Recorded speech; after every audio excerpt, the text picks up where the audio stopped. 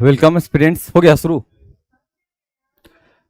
Welcome students, mission 50 के इस platform पर आपका स्वागत है। इंडियन पॉलिटी एंड कॉन्स्टिट्यूशन की कक्षा हम संचालित कर रहे हैं और यहाँ पर आपका न्यायपालिका टॉपिक हम कवर कर रहे थे। न्यायपालिका में संघीय न्यायपालिका हमने करा दिया है, थोड़ा बात कम कर दीजिएगा।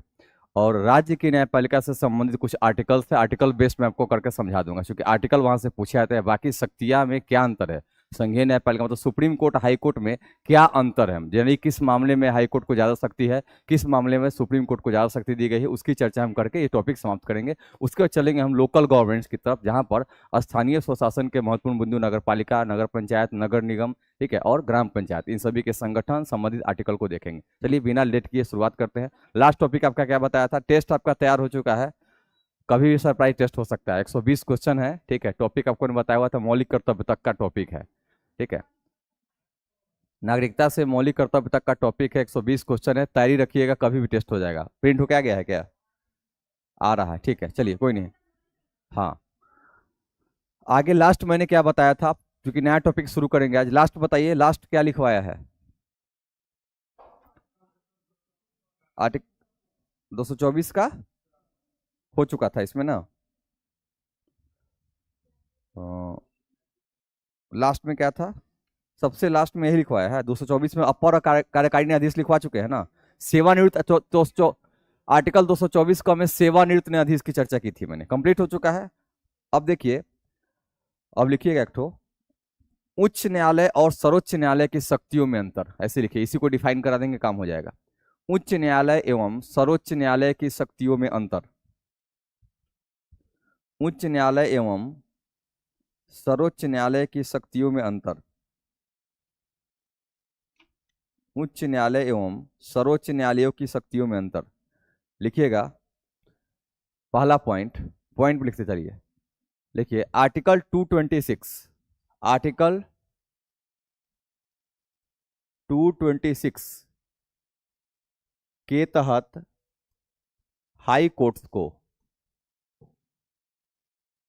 हाई कोर्ट्स को, ठीक है, आर्टिकल 226 के तहत हाई कोर्ट्स को तथा आर्टिकल 226 के तहत हाई कोर्ट्स को तथा आर्टिकल 32 के तहत, आर्टिकल 32 के तहत, आर्टिकल 32 के तहत, आर्टिकल 32 के तहत सर्वोच्च मतलब सुप्रीम कोर्ट को, आर्टिकल 32 के तहत,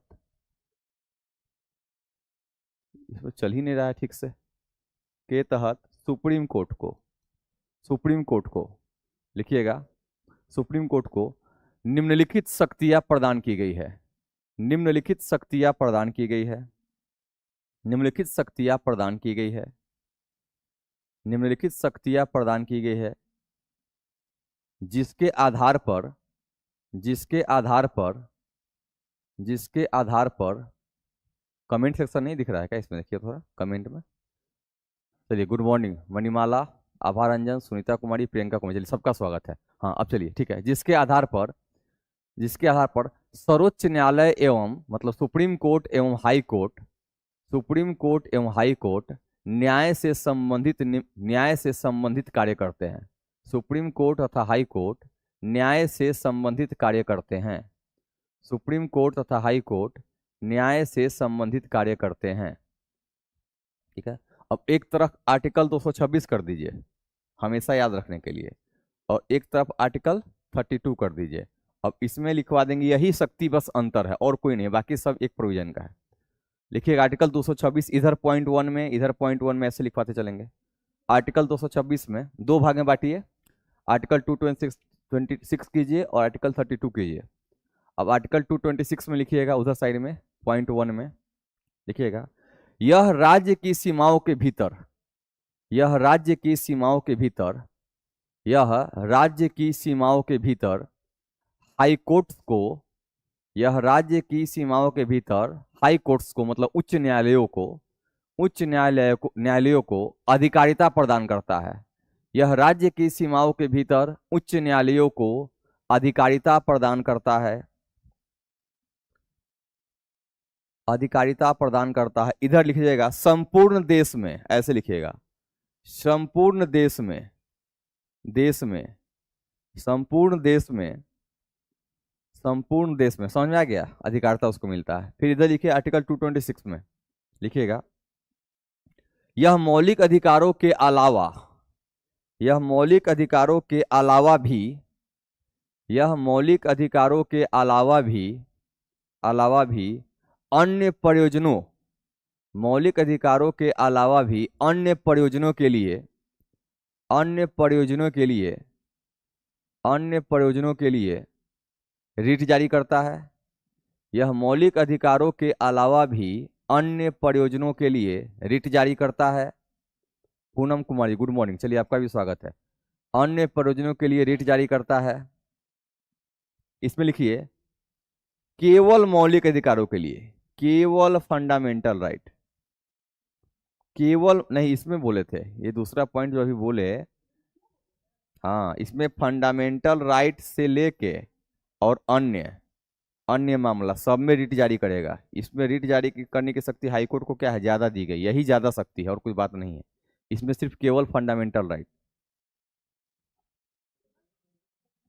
केवल मौलिक अधिकारों के लिए, केवल फंडामेंटल, मतलब सीधे हुआ कि आर्टिकल 226, आर्टिकल 226 का प्रयोग हाईकोर्ट करेगा किस मामले में, एक तो तुम्हारा कोई भी किसी प्रकार का फंडामेंटल राइट का कोई इशू है, तो फंडामेंटल राइट मतलब कितना, फंडामेंटल राइट मतलब कितना, ठीक है। और अन्य मामला, कोई अन्य मामला भी है, जैसे कोर्ट कोर्ट का मामला है, लोअर कोर्ट का मामला है, राज्य के कुछ कुछ कोई भी मामला हो, उसके लिए भी रिट जारी करेगा। तो रिट जारी करने की शक्ति हाईकोर्ट को आर्टिकल 226 के तहत क्या किया है, ज्यादा दिया गया है सुप्रीम कोर्ट की तुलना में। सुप्रीम कोर्ट सिर्फ और सिर्फ रिट जारी करेगा किसमें, फंडामेंटल राइट के लिए। प्रश्न आता है, ध्यान रखना है, इसको स्टार मार लेना। अगला प्रश्न लिखो, अगला लिखो, लिखो आर्टिकल 200, इसमें लिखना है, इस पार्ट में, इसमें इधर आर्टिकल 226 के द्वारा, इसमें लिखना है आर्टिकल 226 के द्वारा हाईकोर्ट को, हाईकोर्ट को प्राप्त अधिकार, आर्टिकल 226 के द्वारा हाईकोर्ट को प्राप्त अधिकार मूल अधिकार नहीं है। हाईकोर्ट को प्राप्त अधिकार, प्राप्त अधिकार मूल अधिकार का उपचार नहीं करते, मूल अधिकार का उपचार नहीं है, ऐसा कीजिएगा। हाईकोर्ट को प्राप्त अधिकार मूल अधिकार का उपचार नहीं है।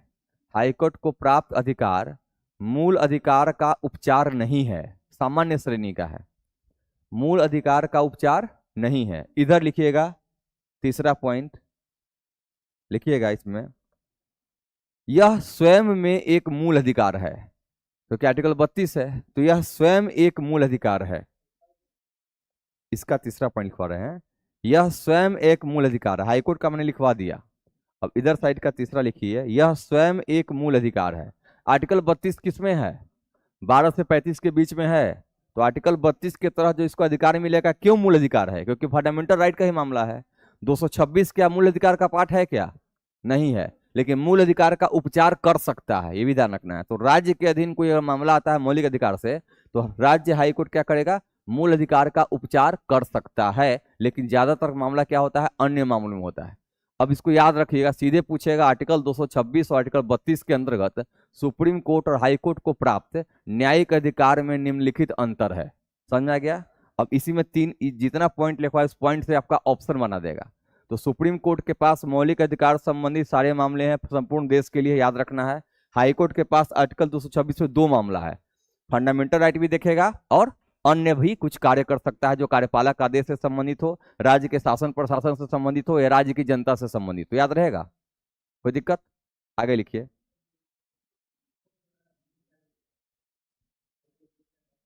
सुप्रीम कोर्ट, सुप्रीम कोर्ट तो रीट जारी करेगा ही। ये जो 32 है उसमें क्या है, 5 प्रकार का, फिर से लिखवाए हैं, ये रीट तो जारी करेगा। यही तो बताया कि केवल मौलिक अधिकारों के प्रावधान से संबंधित काम करता है आर्टिकल 32।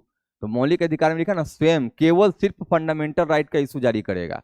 तो जो 5 प्रकार के रीट है, इसमें प्रतिषेध और कौन कौन है, बंदी प्रत्यक्ष, हाँ इंग्लिश हिंदी दोनों याद रखना है। बंदी प्रत्यक्षीकरण आपको सबसे पहला है, परमादेश है, और क्या है, प्रतिषेध है, उत्प्रेषण है, और अधिकार परीक्षा है। 5 है ना। इसमें उत्प्रेषण और प्रतिषेध में क्या अंतर है, वो भी आपको हमने लिखवाया है। एग्जाम में सीधे आता है कि निम्नलिखित में से उत्प्रेषण और प्रतिषेध दोनों में एक मौलिक अंतर क्या है, क्या है बताओ। दोनों कब पारित किया जाता है, उत्प्रेषण कब पारित किया जाएगा, प्रतिषेध क्या कब पारित किया जाएगा, बताओ। ठीक है, अधिकार देने के लिए। रोकना है। एक का संदर्भ होता है, प्रतिषेध का संदर्भ होता है कोई मामला चल रहा है लेकिन बिना अधिकार का चल रहा है, उसको रोकने का क्षमता है किसके पास? सुप्रीम कोर्ट के पास। वो प्रतिषेध जारी करेगा, रीट कहेगा कि जो मामला है तत्क्षण वहीं पर रुक जाइए, क्योंकि ये मामला कौन देखेंगे? हम देखेंगे। और एक होता है कि मामला बिना अधिकार के जारी हो गया, उसको फिर क्या करेगा? सुधार करने की कोशिश कौन करेगा? सुप्रीम कोर्ट करेगा। तो पांचों जो अधिकार है रीट को है, रीट का पांचों का हिंदी नाम और इंग्लिश नाम दोनों याद रखना, क्योंकि एग्जाम में कभी कभी सीधे तुमको हैबियस कॉर्पस लिख देगा, बंदी प्रत्यक्षीकरण नहीं लिखेगा, सीधे लिखेगा इंग्लिश में भी हैबियस कॉर्पस है, हिंदी में भी हैबियस कॉर्पस, देवनागरी लिपि में। तो वहां पर पांचों का इंग्लिश में याद करने में कितना समय लगेगा? 2-4 घंटा। ठीक है, 5 से 7 मिनट, तो बस याद कर लेना। आगे लिखिए नेक्स्ट। कितना आर्टिकल लास्ट करवाया था? 224।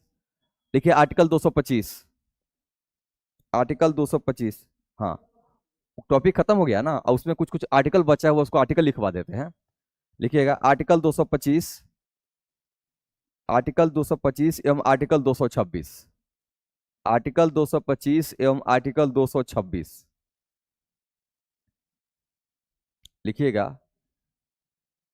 देखिए ये अधिकार, ये अधिकार उच्च न्यायालयों को, उच्च न्यायालयों को, ये अधिकार उच्च न्यायालयों को राज्य के प्रशासन तथा मौलिक अधिकार, राज्य के प्रशासन, राज्य के प्रशासन तथा मौलिक अधिकार, मौलिक अधिकार दोनों के बीच समन्वय बनाने की शक्ति देता है, दोनों के बीच समन्वय बनाने की शक्ति देता है। मैं अपना वर्ड लिखवा रहा हूं समझाते हुए। राज्य के प्रशासन या शासन तथा मौलिक अधिकार दोनों के बीच समन्वय बनाने की शक्ति देता है। हाँ, वही समन्वय बनाने की शक्ति देता है, समन्वय स्थापित करने की शक्ति देता है, बात एक ही है। अब लिखिए आर्टिकल 227, आर्टिकल 227 227, आर्टिकल 227 डैश देके लिखिए। यह यह उच्च न्यायालय के अधीक्षण संबंधी अधिकारिता से संबंधित है। यह उच्च न्यायालयों के अधीक्षण मतलब जुडिक्शन, अधीक्षण संबंधी, संबंधी अधिकारिता से, अधिकारिता से, यह उच्च न्यायालयों के अधीक्षण संबंधी अधिकारिता से संदर्भित है, अधीक्षण संबंधित अधिकारिता से संदर्भित है, ऐसे वर्ड में लिख लीजिए, संदर्भित है। इसमें न्यायिक तथा प्रशासकीय, इसी लाइन में लिखना है, इसमें न्यायिक तथा प्रशासनिक, न्यायिक तथा प्रशासनिक दोनों प्रकार के अधीक्षण की शक्ति दी गई है। इसमें न्यायिक तथा प्रशासनिक, न्यायिक तथा प्रशासनिक दोनों प्रकार के अधीक्षण की शक्ति दी गई है। इसमें न्यायिक तथा प्रशासनिक दोनों प्रकार के अधीक्षण की शक्ति दी गई है। जुडिक्शन एरिया जो है ये दोनों प्रकार का है, ठीक है। अधीक्षण की शक्ति दी गई है, अधीक्षण की शक्ति दी गई है, अधीक्षण की शक्ति दी गई है। अधीक्षक का मतलब जुडिक्शन, मतलब तुम्हारे पावर में है। जैसे बिहार का जो कोर्ट कौन है अभी? High court, Patna high court. तो पटना हाईकोर्ट बिहार राज्य क्षेत्र के अंतर्गत कोई भी किसी प्रकार का प्रशासन संबंधी मामला हो या मौलिक अधिकार संबंधी मामला हो या न्यायिक कोई भी मामला हो, किसी प्रकार के मामला में ये जो क्या कर सकता है, राज्य हाईकोर्ट क्या कर सकता है, अपना फैसला सुना सकता है। मतलब अगर बिहार राज्य हस्तक्षेप कर सकता है कोई भी मामला अगर उसके पास आता हो तो। जैसे प्रशासन, बांका है, सबसे लास्ट जिला कौन है? उधर देखो तो सबसे लास्ट में उधर किशनगंज, और इधर देखो सबसे लास्ट में बांका है, इधर सबसे लास्ट में ऊपर में पश्चिम चंपारण और नीचे में हाँ कैमूर। तो चारों सबसे लास्ट एरिया है ना, बॉर्डर एरिया। वहां के किसी अंतिम गांव का भी कोई मामला होगा तो कहां जाएगा?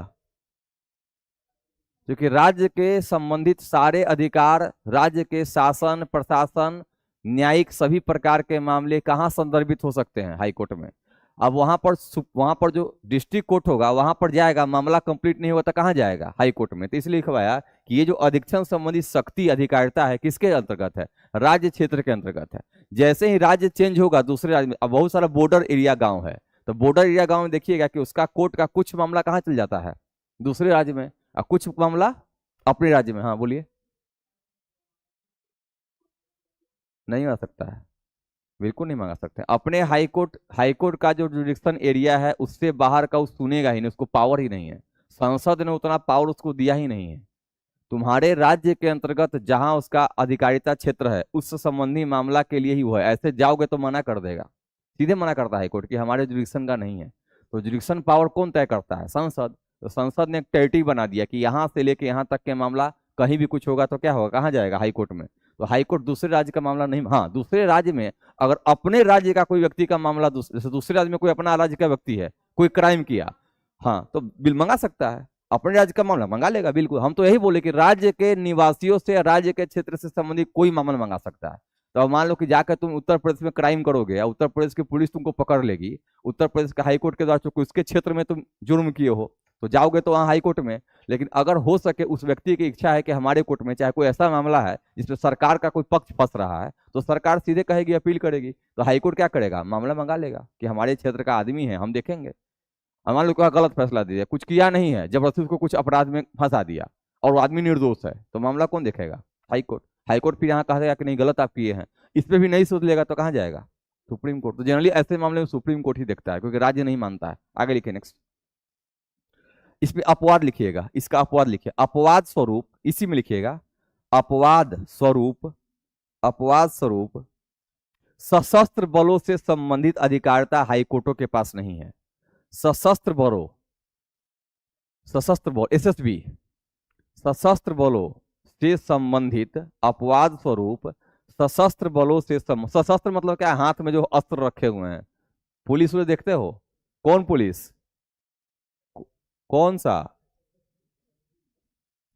मिनिस्ट्री ऑफ होम अफेयर्स से जुड़े हुए कोई पुलिस है, एसएसबी है, तुम्हारा कितना तो नाम है, हाँ सीआईएसएफ है, सीआरपीएफ है, रिजर्व पुलिस है, जितना भी है, कोस्टल पुलिस है। अगर तुम्हारे राज्य के क्षेत्र में उसका कोई अगर कोई कैंप लगा हुआ है तो उससे संबंधित मामला कौन देखेगा? Supreme court. हाई कोर्ट को कोई पावर नहीं है।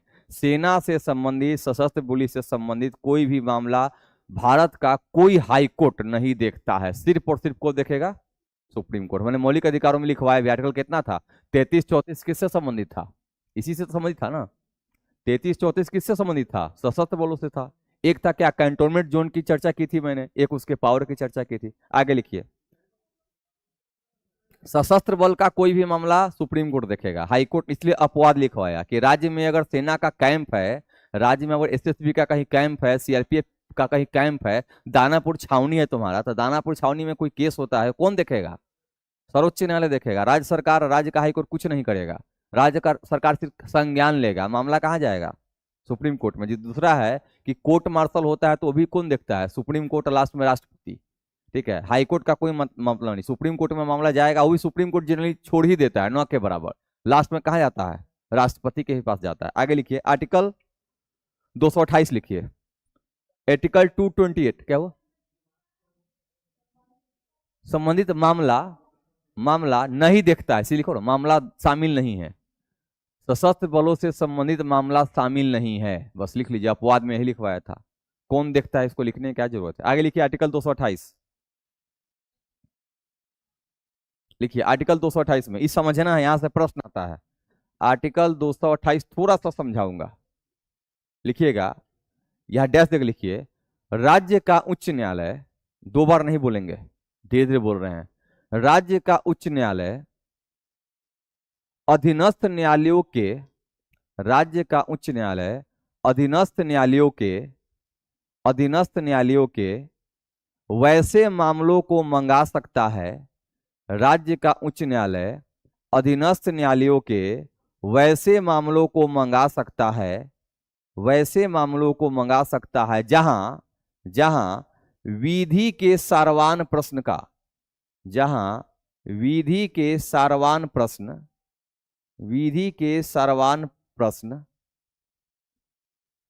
समझा देंगे, विधि के सारवान प्रश्न निहित होते हैं, विधि के सारवान प्रश्न निहित होते हैं। अब देखिए, एक मामला, केस स्टडी छोड़ दो, हटाओ, सिंपल समझो। राज्य का जो डिस्ट्रिक्ट कोर्ट है, सिविल कोर्ट है, तो सिविल कोर्ट में कोई मामला चल रहा है और सिविल कोर्ट के पास वो पावर नहीं है। और सिविल कोर्ट किसी में ऐसा प्रश्न आ चुका है विधि का जहां सिविल कोर्ट कुछ डिफाइन नहीं कर पा रहा है, सिविल कोर्ट कंफ्यूज है कि इसमें क्या हमको क्या देना है, हमको क्या हम फैसला इसमें दे। तो वैसे मामलों को कौन मंगवा लेगा? आर्टिकल 228 का प्रयोग कर सिविल कोर्ट से कौन मंगा लेगा? High court. हाई कोर्ट वैसे मामलों पर तर्क देगा और वैसे मामलों की सुनवाई कहाँ होगी? हाई कोर्ट में। अपील कहाँ होगा? हाई कोर्ट में। हाई कोर्ट उस मामला में क्या करेगा? फैसला देगा। तो देखना कुछ ऐसे वित्तीय मामले हैं, यहाँ नहीं लिखवा रहे, समझा रहे हैं, कुछ ऐसे वित्तीय मामले हैं जिनका आंकड़ा तय किया गया है, रोकरा, कि इतना करोड़ से ऊपर का मामला कहाँ जाएगा? हाई कोर्ट जाएगा। इतना लाख से ऊपर का मामला कहाँ जाएगा? इस कोर्ट में जाएगा। तो या तो वित्तीय प्रश्न है जहां पर तुम्हारा अधिकार ही नहीं है, तो उससे ज्यादा अमाउंट का मामला अपने आप कहाँ चला जाएगा? हाई कोर्ट में। या तो प्रशासनिक प्रश्न है जहां पर हाई कोर्ट को दिक्कत हो रही है कि इसको हम फैसला क्या दे। और एक चीज और मानना है, अभिलेख न्यायालय का साक्ष्य उसके पास है लेकिन वो तर्क नहीं दे पा रहा है, क्योंकि हाईकोर्ट का जज को काम क्या है? सिर्फ सुनना और लास्ट में क्या करना है? साइन करना। मेन तो बहस कौन करता है? वकील।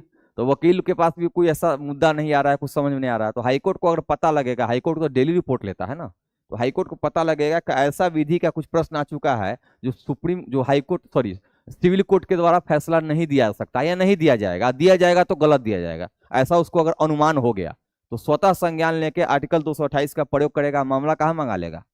अपने पास मंगा लेगा। समझ में आ गया? तो आर्टिकल क्या हुआ?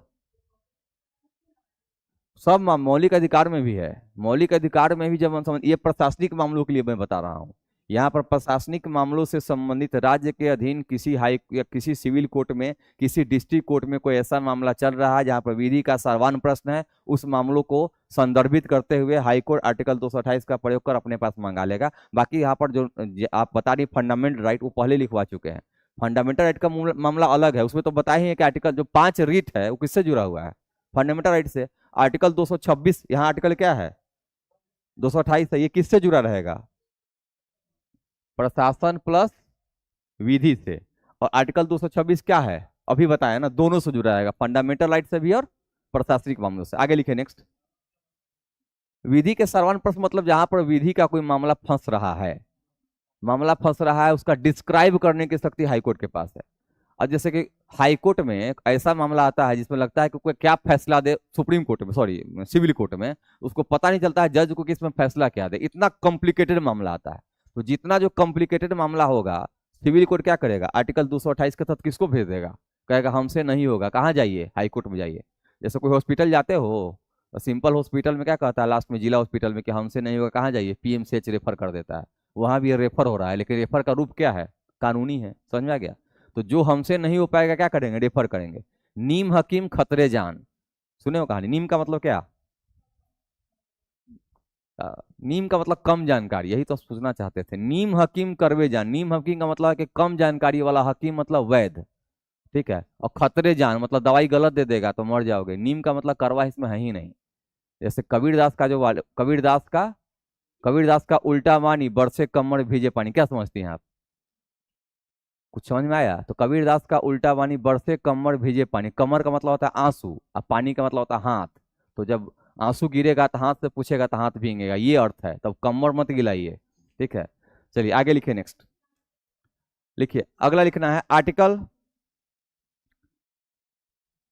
लिखिएगा आर्टिकल 13, आर्टिकल 32 तथा आर्टिकल 226 में संबंध।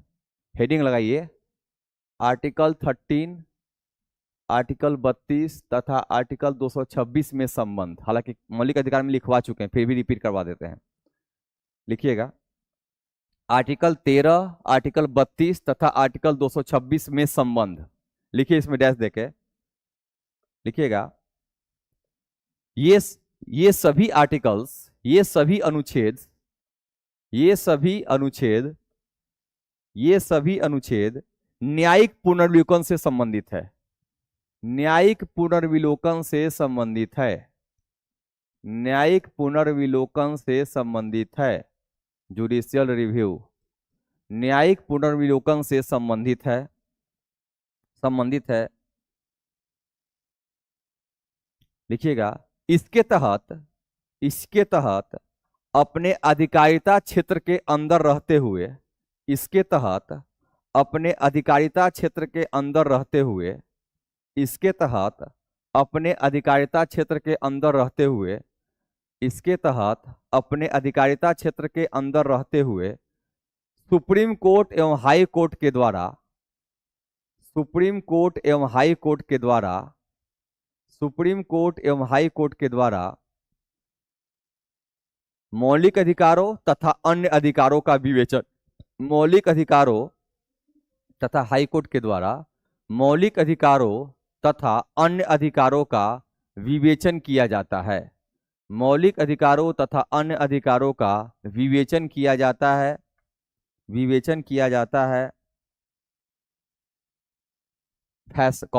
फैसला लिया जाता है आदि फैसला लिया जाता है आदि। सामान्य शब्दों में मैंने एकदम सरल शब्द में आपको लिखवा दिया। मामला बहुत पेचीदा होता है, इसमें उतना पेचीदा वकील नहीं बनना है, ठीक है। झूठ का कमाई नहीं खाना है, जितना झूठ का कमाई खाओगे उतना दिक्कत है, ठीक है। तो हम लोग के जो बुजुर्ग होंगे अभी गांव बोलते हैं खादी, खाकी और काला कोट, तीन से बच के रहना चाहिए। इसका मतलब क्या होता है? इसका मतलब ये होता है कि ये व्यक्ति ऐसे लोग हैं जो आप स्वस्थ जाएंगे बीमार होके आएंगे, ठीक है। इनका सीधा सीधा होता है कि टाई अप रहता है। एक बार इनके पास, जैसे जयशंकर प्रसाद के बारे में सुना होगा। जयशंकर प्रसाद कौन थे? छायावादी कवि थे।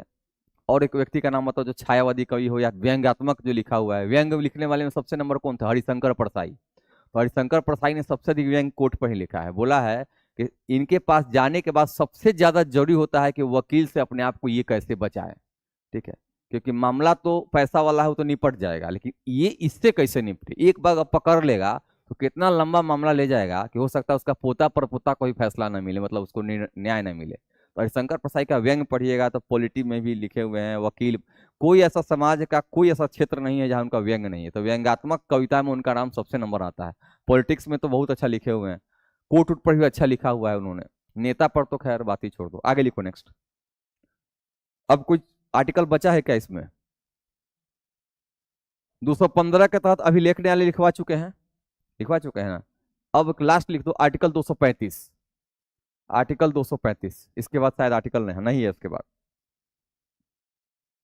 लिखो, यह हाई कोर्ट को अपने राज्य क्षेत्र के भीतर हाई कोर्ट को अपने राज्य क्षेत्र के भीतर स्थापित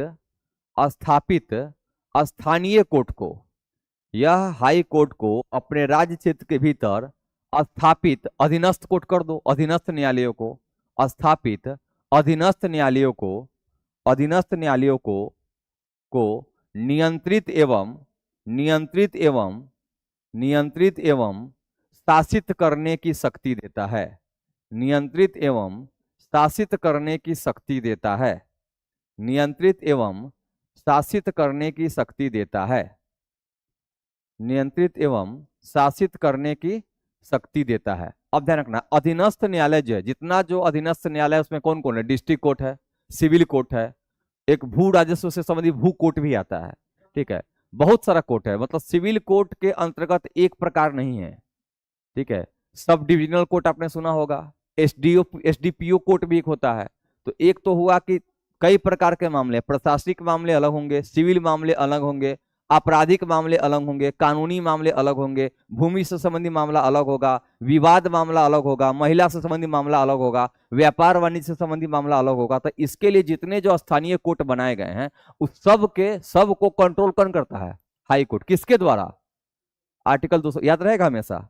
आर्टिकल 225 पटना हाई कोर्ट को राज्य के अंतर्गत जितना जो स्थानीय कोर्ट है सबके ऊपर नियंत्रण की शक्ति देता है, याद रहेगा। तो पूछेंगे आर्टिकल 225 क्या है, तो याद रहेगा 225 के 235 आर्टिकल 235 क्या है? हाई कोर्ट का राज्य के अंतर्गत जितना जो स्थानीय कोर्ट है, सिविल कोर्ट कोई भी कोर्ट है, उसके ऊपर नियंत्रण की शक्ति देता है आर्टिकल 235। हमेशा याद होना चाहिए। आगे लिखो। अब तुमको क्या करना है, जितना उच्च न्यायालय भी है डायग्राम बना लेना है कहां कहां है, और यहां से जो प्रश्न आता है, सबसे अधिक प्रश्न आता है वो बता देते हैं। 25 अभी हाई कोर्ट है, पूरा कितना हाई कोर्ट है अभी? 25 है। तो 25 हाई कोर्ट्स में कितने ऐसे हाई कोर्ट्स है जिसका जुडिक्शन एक से अधिक एरिया के लिए है, एक से अधिक क्षेत्र के लिए है। तो कोलकाता हाई कोर्ट देख लेना, अंडमान निकोबार को भी देख रहा है वो, गुवाहाटी देख लेना, नॉर्थ ईस्ट के कई पार्ट को देख रहा है, हाँ चंडीगढ़ का देख लेना तो ऐसे कोर्ट कितने हैं, लगभग 4 कोर्ट ऐसे हैं। तो चारों कोर्ट को रटना है, बाकी कोर्ट से कभी नहीं पूछेगा, ये चारों से पूछेगा। जैसे पूछेगा कि कोलकाता हाई कोर्ट के अंतर्गत अधिकारिता क्षेत्र में शामिल है, अब दे देगा अंडमान निकोबार, मद्रास, गुजरात, ऐसे दे देगा। शामिल नहीं है और शामिल है, याद रहेगा। तो उसको लिखवा दें, इसको लिखवा देते हैं चारों को, बाकी सब अपना उतार लेना। तो 25 हाईकोर्ट का डायग्राम बना लेना है, जो मेन है मैं लिखवा देता हूं, लिखो। चार को खाली लिखवा देते हैं, लिखिए इसमें, लिखिए कलकत्ता हाईकोर्ट। पहला लिखिए कलकत्ता हाईकोर्ट कब स्थापित हुआ है भाई, डैश लिख लिया 1862 में। कलकत्ता हाईकोर्ट डैश में लिखिए 1862 में।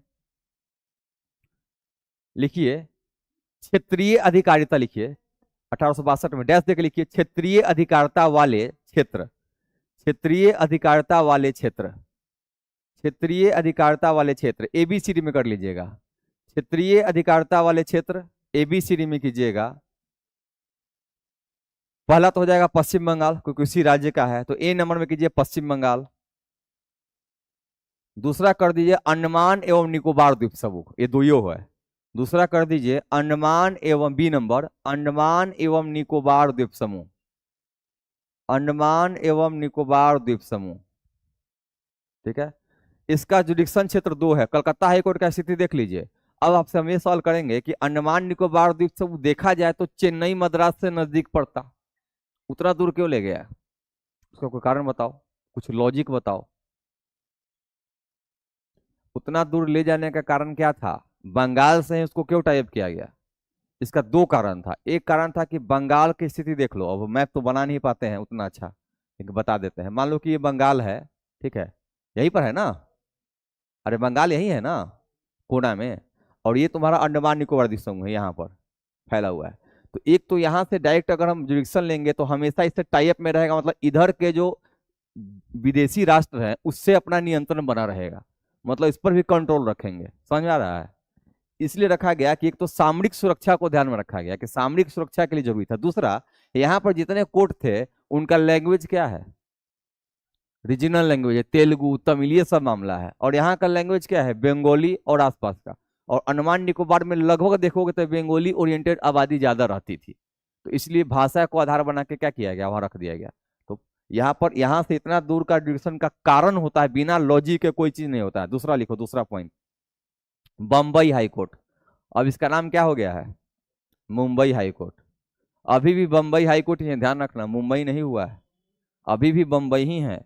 इसको लेकर कितना केस हो गया, लेकिन सीधे कहता है हाईकोर्ट के हम अपना नाम नहीं बदलेंगे, ठीक है। लिखो बम्बई हाईकोर्ट, ध्यान देकर लिखो। कब स्थापित हुआ था, सेम ईयर 1862।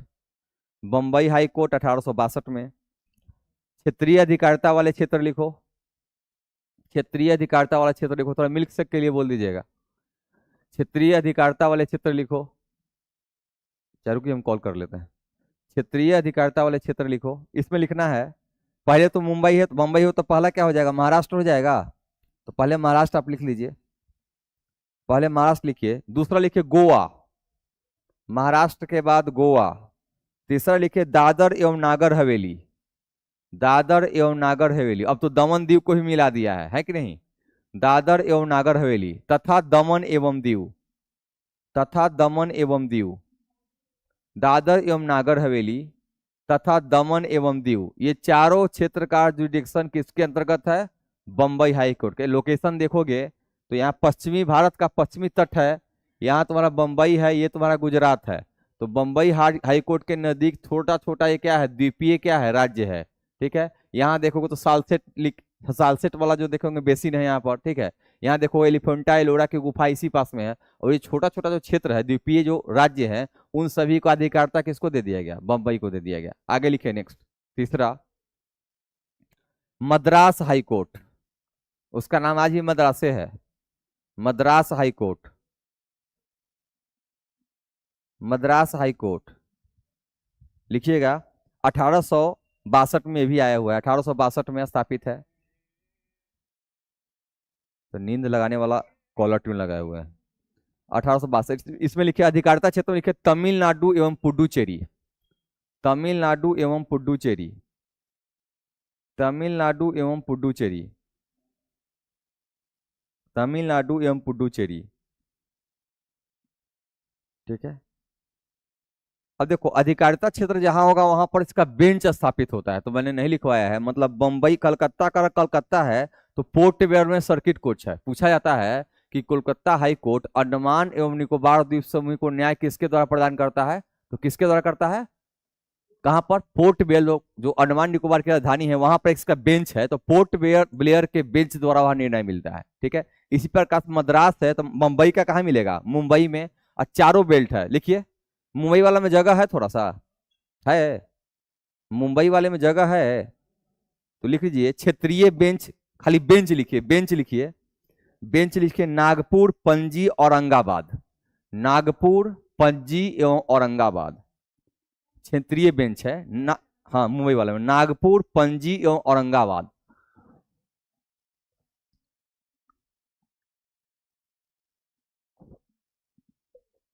नागपुर, पणजी एवं औरंगाबाद। कोलकाता वाले में क्या बताए थे, कलकत्ता में होगा पोर्ट ब्लेयर। कलकत्ता में एक लिख दीजिए सर्किट कोर्ट है उसका, पोर्ट ब्लेयर। पोर्ट ब्लेयर लिखिए, port Blair, port Blair. Calcutta वाला में एवं कलकत्ता में हाई कोर्ट है सो है, उसका एक बेंच कहां पर है, पोर्ट ब्लेयर में, वहां पर सुनवाई होता है अंडमान निकोबार का। अब लिखिए मद्रास, मद्रास में सिर्फ चेन्नई में पोर्ट ब्लेयर। पोर्ट ब्लेयर का नाम नहीं सुना आपने, दादर और नगर हवेली का राजधानी क्या है, सिलवासा। क्या तो पोर्ट ब्लेयर किसका है, अंडमान निकोबार का। दादर नगर हवेली का कहाँ है, अब हो गया है दीव, अब दीव हो गया है, दमन दीव का दीव था अब हो गया है। और इस नहीं हो गया, पानी मांगना था, पानी मांगना था, हो गया। आना है क्या, ठीक, 1 मिनट आ रहे हैं। मद्रास का चेन्नई ही, चेन्नई में रहेगा।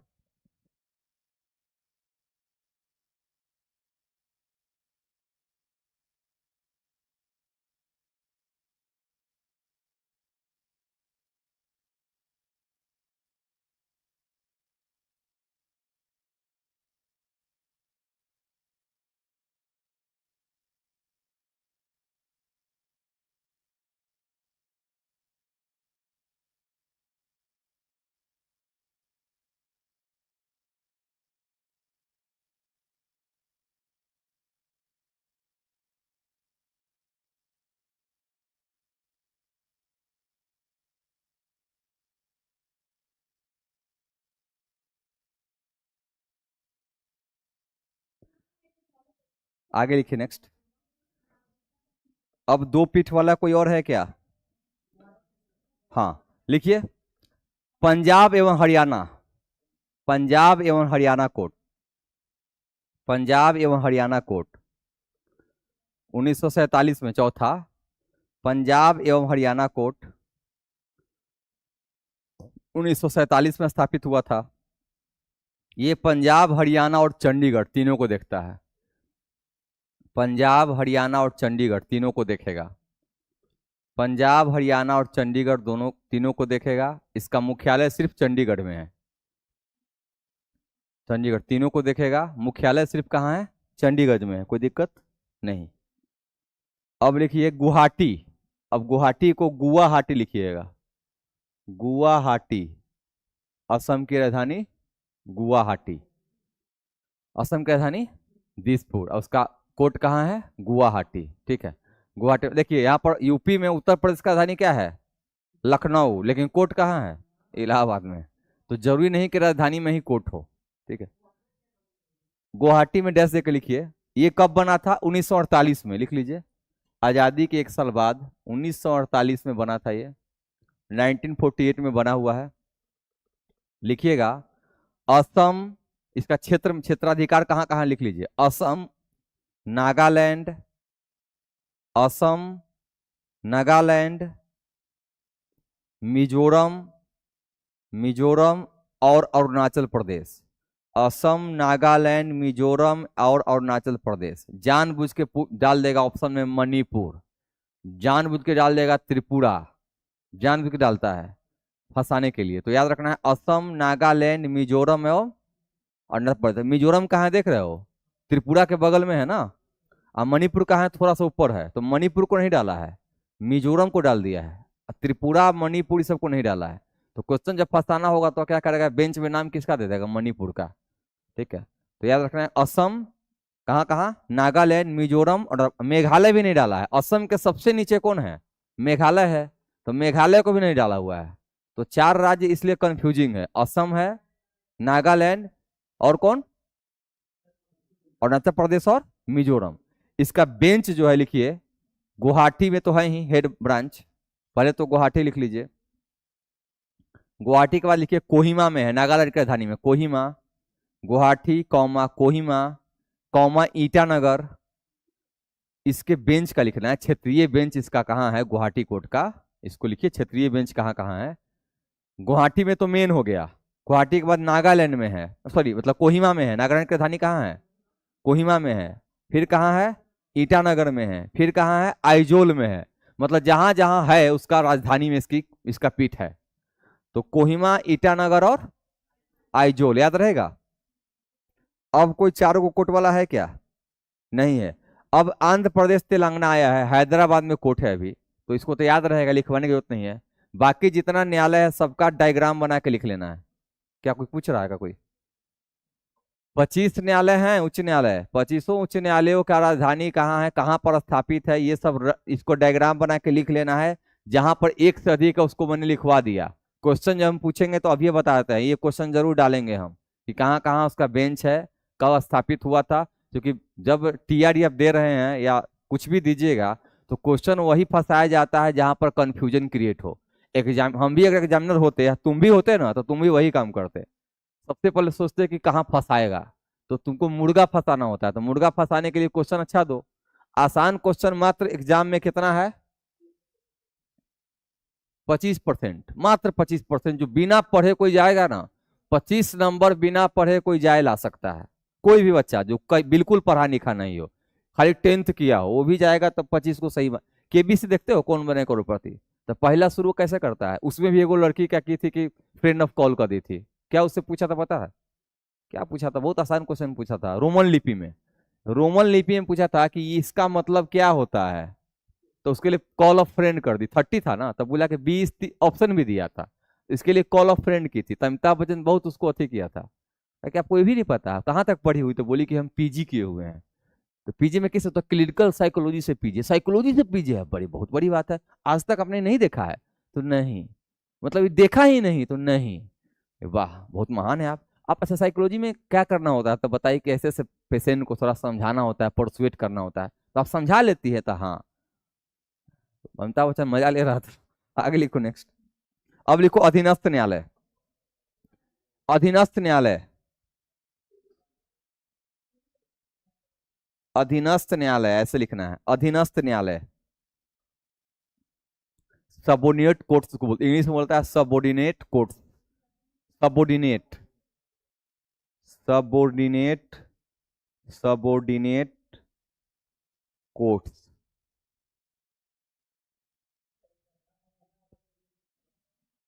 स्थापित हुआ ना, राज्य स्थापित हुआ है 66 में। पंजाब हरियाणा राज्य की स्थापना 66 में हुई है। कोर्ट की स्थापना कब हुई है, 1947 में है। क्योंकि उस वक्त पंजाब हरियाणा बटा हुआ नहीं ना था। वो तो पेप्सो, बहुत सही नाम बोला है, वो तो पेप्सो नाम से था उस वक्त। तो कोर्ट थोड़े बनाएगा, कोर्ट बाद में बना है। कोर्ट पहले बन गया है, नाम बाद में, विभाजन बाद में हुआ है। ठीक है, ऐसे कितने कोर्ट है जो पहले बन गए लेकिन बाद में उनका जुडिक्शन दिया गया। अभी भी इतना कोर्ट है, कोई राज्य बटेगा तो उस कोर्ट का बेंच क्या होगा, बटेगा। या तो राज्य, जैसे तेलंगाना कह रहा है कि हम अपना बनाएंगे, अमरावती में हम अपना हाई कोर्ट बनाएंगे, तो बना सकता है, कोई दिक्कत नहीं। आगे लिखिए नेक्स्ट। इसमें लिखिएगा भारतीय संविधान के आर्टिकल, भारतीय संविधान के भाग 6, ऐसे करिएगा, भारतीय संविधान के भाग 6 में,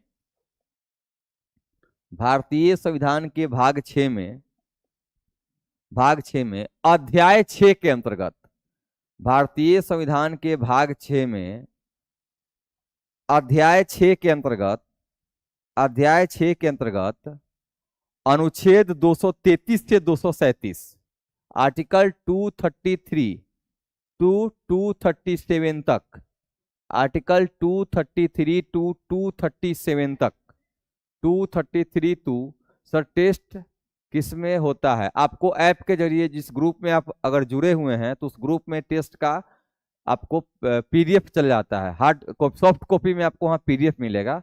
उस पीडीएफ से आपको टेस्ट क्या करना है, देना है। मार्क्स हम यहाँ पूछ लेंगे, ईमानदारी से बता देना है, और बाकी एनालाइज मैं करा दूंगा क्वेश्चन को यहाँ पर क्लास में। आगे बताइए, नेक्स्ट लिखिए। लिखिएगा इन 233 से 237 तक इसका प्रावधान किया गया। आगे लिखिएगा इनकी शक्तियों एवं, इसी में लिखना है, इनकी शक्तियों एवं अधिकारिताएं, इनकी शक्तियों एवं अधिकारिताएं, इनकी शक्तियों एवं अधिकारिताएं सिविल प्रक्रिया संहिता 1908, सिविल प्रक्रिया संहिता 1908, सिविल प्रक्रिया संहिता 1908 तथा सिविल प्रक्रिया संहिता 1908 तथा आपराधिक प्रक्रिया संहिता, आपराधिक प्रक्रिया संहिता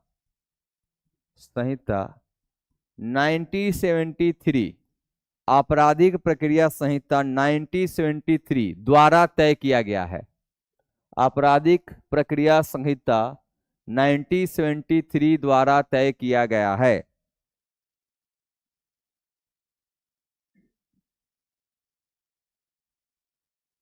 अब देखो, जिला न्यायाधीश और सत्र न्यायाधीश में क्या अंतर है, कभी सुने हो? डिस्ट्रिक्ट कोर्ट जो है उसमें जो बैठते हैं उसको जिला न्यायाधीश बोलते हैं, और सत्र न्यायाधीश। तो जिला न्यायाधीश कब बोल, एक ही कोई जज है। सिविल मामले में, क्राइम वाले में क्या, सत्र न्यायाधीश, और सिविल वाला में, याद रहेगा, लिखिए।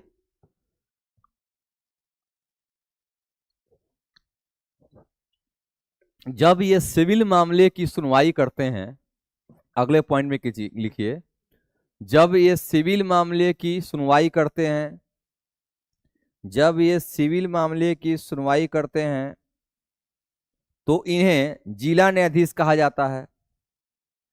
जब ये सिविल मामलों की सुनवाई करते हैं तो इन्हें जिला न्यायाधीश कहा जाता है।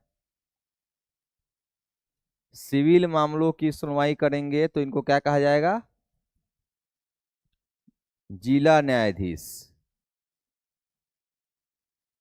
न्यायाधीश धीश में ऐसे हो जाएगा, जिला न्यायाधीश। और जब ये, इसमें कीजिए, और जब ये आपराधिक मामलों की सुनवाई करते हैं तो इन्हें सत्र न्यायाधीश, सेशन जज। जब ये आपराधिक मामलों की सुनवाई करते हैं तो इन्हें सत्र न्यायाधीश, सत्र न्यायाधीश मतलब सेशन जज, सेशन जज, सत्र न्यायाधीश सेशन जज कहा जाता है, सेशन जज कहा जाता है।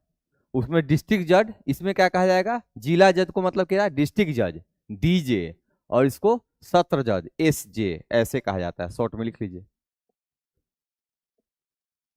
ठीक है। सेशन जज और डिस्ट्रिक्ट जज, सिविल मामला डिस्ट्रिक्ट जज, आपराधिक मामला सेशन जज। आगे लिखिए, नेक्स्ट लिखिएगा संसद के द्वारा, अगला पॉइंट, संसद के द्वारा आर्टिकल 233 से लेकर 235 तक, संसद के द्वारा आर्टिकल 233 से लेकर 235 तक, 35 तक जिला न्यायाधीशों के, जिला न्यायाधीश ऑब्लिक सत्र न्यायाधीश, जिला न्यायाधीश ऑब्लिक सत्र न्यायाधीशों के, जिला न्यायाधीश ऑब्लिक सत्र न्यायाधीशों के नियुक्ति, वेतन भत्ते, स्थानांतरण, ऑब्लिक सत्र न्यायाधीशों के नियुक्ति, वेतन भत्ते, स्थानांतरण, निलंबन, स्थानांतरण,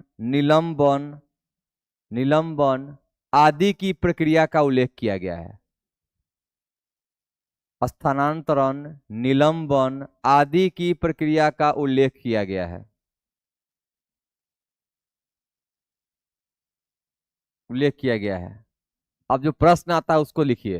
पहला आगे पॉइंट भी लिखिए, लिखिएगा उच्च न्यायालय की सलाह से, अगला पॉइंट लिखिए, उच्च न्यायालय की सलाह से, उच्च न्यायालय की सलाह से जिला न्यायाधीश की नियुक्ति राज्यपाल द्वारा की जाती है। उच्च न्यायालय की सलाह से जिला न्यायाधीश की नियुक्ति राज्यपाल द्वारा की जाती है। उच्च न्यायालय के सलाह से जिला न्यायाधीश की नियुक्ति राज्यपाल के द्वारा की जाती है, मतलब सत्र न्यायाधीश की नियुक्ति भी किसके द्वारा की जाएगी? राज्यपाल के द्वारा। तो उच्च न्यायालय की सलाह से जिला न्यायाधीश, सत्र न्यायाधीश की नियुक्ति राज्यपाल के द्वारा की जाती है। आज बना दीजिएगा इसका थोड़ा पॉलिटी वाला, ये जो दिए हुए हैं ना, इसका आज बना दीजिएगा, ठीक है? काम नहीं करना चाहता। एक होता है छठ का हाथी। छठ का हाथी का काम क्या है, सुने हो? छठ जो पर्व होता है उसमें हाथी नहीं आता सुर वाला, तो उसमें क्या होता है, दिया हुआ जला के उसको मांग जरा उड़ा के और उसको लास्ट में छत पर रख दिया जाता है। कोई काम नहीं उसके बाद, पूजा के बाद उसका कोई उपयोगिता है क्या? हाँ, बच्चा खेलता उलता है, खेलेगा तो क्या करेगा, हाथी का हाथ पैर सूर मजबूत कर देता है वो खेलते खेलते। तो उसी प्रकार छठ के हाथी दो चार गो है यहाँ पर। तो काम करने के लिए बोलो तो मुंह बनाता है गजब गजब टाइप का। हाँ बहुत है वैसे, ठीक है। तो उनको होता है कि जैसे सरकारी ऑफिसर का जो पूरा प्रोविजन है वो इन पर पूरा अप्लाई होता है, पूरा वाला, ठीक है। उस सरकारी ऑफिसर का क्या काम होता है, सरकारी कर्मचारी को देखिएगा तो दिन भर परेशान रहेगा, काम धाम कुछ नहीं, और काम का टेंशन दिन भर, टेंशन दिन भर और पेंशन रात भर, ठीक है। टेंशन में पूरा रहेगा, काम करना नहीं है, काम का चर्चा करते चलना है, जहां तक ये काम है। बॉस के सामने तो काम के बारे में इतना रोना है कि बॉस भी रो देवे कि कितना सीरियस एम्प्लॉय हम नियुक्त किए, हमारे घर में भी इतना सीरियस कोई नहीं होगा। पत्नी भी उतना सीरियस बॉस को नहीं लेती होगी जितना ही सीरियस लेता है। बॉस के सामने ऐसा माहौल बनाएगा कि लगेगा कि बाप रे यही तो काम, ये है तो संस्था है। और बाकी बहुत सारा है, बाकी दिन बने रहो पगला काम करेगा अगला, इस सब बहुत सारा चल देखते हैं, हम भी तो फेसबुक देख के ही सब सीखे हुए हैं। तो सही है, कोई जो लिखा है ना, एक्सपीरियंस्ड वाला बंदा लिखा हुआ है। इनका भी गाँव में से ही हाल है, काम करना नहीं है, काम का टेंशन दिन भर, तार बिजली से पतले वाला हाल हो गया है, ठीक है। और दिया हुआ काम है तो उसमें टाइम लग रहा है। अब देखो ये बोलते हैं देखते हैं, देखो हम भी देख लेंगे उसी प्रकार। आगे लिखिए नेक्स्ट। हाँ लिखिएगा, अब न्यायाधीश का सोपान लिखवाना है, तो सोपान लिखवाना जरूरी है। सोपान मतलब क्रोनोलॉजी, सबसे ऊपर कौन है फिर कौन, लिखवा दे, पूछता नहीं है, पहले बताते हैं, पूछता नहीं है। अगर लिखवाना है, कॉपी भरना है तो भरवा देंगे, काम का नहीं आएगा, ठीक है। जब पूछेगा नहीं तो लिखवाने से कोई फायदा नहीं है, बेंच में लिखवाएंगे, इसको छोड़ दो आगे। अब थोड़ा एक एक लाइन में लिखो, लोक अदालत लिखो, यहां से प्रश्न आया हुआ है, लोक अदालत, लोक अदालत लिखो। कोई जाके शिकायत कर दिया था रिसेप्शन पर कि सर बहुत लिखवाते हैं, हाथ हाथ पैर दोनों दर्द कर जाता है लिखते लिखते। तो हम बोले कि ठीक है, उन्हीं से पूछिएगा कि बिना लिखवाए भाषण देंगे तो कितना देर भाषण सुन पाएंगे, भाषण कितना देर दिमाग में रहेगा। क्योंकि क्लास खत्म करने के बाद जैसे ही आप यहाँ से जाएंगे तो क्लास कितना दिन याद रहना है। कॉमेडी वाला कुछ क्लास है तो कुछ दिमाग में रहता भी है, बाकी जो है वो कॉपी में ही रहना है। तो बाद में कॉपी ही पलटिएगा तो याद आएगा क्लास, और नहीं तो कॉपी में कुछ नहीं रहेगा। तो फिर नील बट्टे सन्नाटे मूवी देखिए, पता चलेगा क्या होता है। आगे लिखिए नेक्स्ट। लोक अदालत में लिखिएगा, इसका सामान्य अर्थ होता है लोगों का अदालत, इसका सामान्य अर्थ होता है लोगों का अदालत, इसका सामान्य अर्थ होता है लोगों का अदालत।